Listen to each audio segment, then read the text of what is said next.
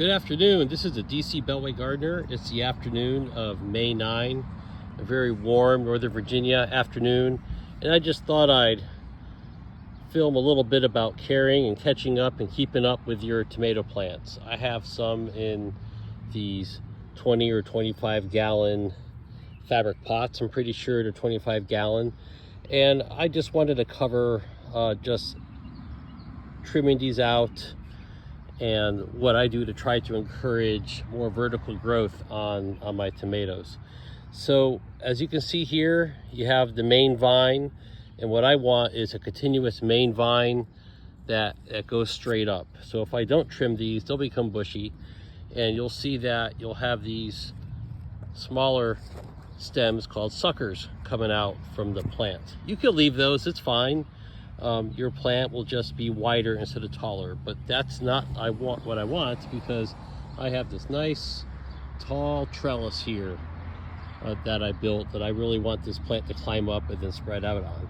So this is going to look a little barbaric, but it's for its own good. So I'm going to go ahead and cut off that one. This sucker is going to go, but I'm going to cut this one off too. But I'm going to kind of leave the rest of the plant except for this sucker right here. I'm not calling it plant names, that's just what you label those little things. So I might even take off this one because it's going in between the V. Here we go. One-handed gardening is always tough. So we're going to get that one too. And this plant is starting to flower. I'm going to take that off. You can let me in comments if you didn't want me to do that. But what I want is for this plant to go vertical and not sideways. It's hard for me to get this thing one-handed. So I'm going to go around my plants and do that for all my tomatoes. I was on a business trip to Philadelphia at a Salesforce conference. In addition to meeting a lot of folks, I got a few more subscribers here on the channel. And so I thought I'd help you out to show you, hey, how do you address your plants when you get back from your Salesforcing, right? So I'm going to go ahead and get that sucker and that side stem right away, and I want this plant to put its energy into going straight up. I'm going to do that all the way around to all the plants I have, and we'll do a little garden tour. I'm not going to film every single one, but I have a lot of volunteers coming up because I reuse the soil, and I have a lot of cherry tomatoes that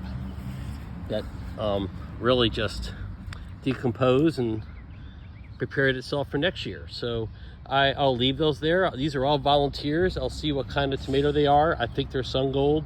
It could be Cherokee purple or Brandywine. You know, we'll just find out what happens. And really, this is quite simple. Basically, I did nothing, and I have these tomato volunteers coming up all over the place. It's almost like tomato grass. If you see these, this is not a weed, this is a cosmo flower. You go to the nursery, that's $5 or $6 a pop. So I just let those cosmos grow. They'll get big and stalky, about 4 feet high sometimes, but they are really pretty. I'll thin them out a little bit or transplant them because, you know, when you wet this soil in the fabric pot down, they're easy to move around. So, and you'll see I have lots of volunteers for tomatoes. When I see like a diseased stem, I'll take that off, and I will not leave that in the pot. I'll go ahead and throw that in the trash. I don't want any spot or any fungus or anything infecting the soil from here on. I got a lot of suckers right there in the middle of this plant, and I'm going to trim that off when I have two hands again. We can do that later. Last year I had a tomatillo plant here, so I believe this is a tomatillo volunteer. We'll just let them go. We'll see what happens. Pardon me. That's the risk of not editing your videos and we're right to production. Okay, tour time. These potatoes are all volunteer. Before I left for my conference, I went ahead and I sprayed some fish emulsion. You put some 511 on there. That's 5% nitrogen, a little bit of phosphorus and potassium. You put it right on the leaves. In the middle, I have a couple tomato volunteers. We'll just see what happens. These are Grandpa Ott's morning glories. They're pretty and vining, but they will take over this trellis. So I will pull maybe all of them out eventually. Meanwhile, another potato volunteer. I did not plant that. I got cosmos. I just let this pop up wherever it happens.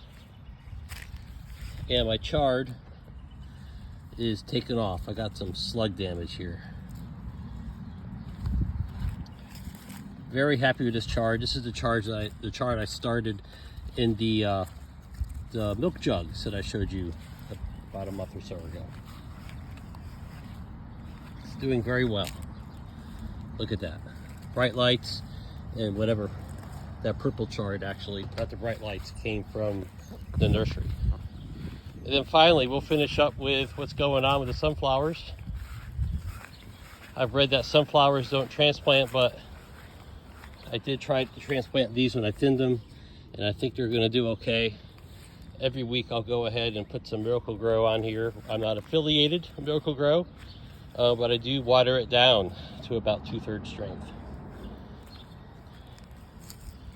And this will be a beautiful sunflower bed. The tulips have gone away. And I'll leave you with this. Happy gardening. Please share in the comments how your garden is going, and like and subscribe. Welcome to the new folks.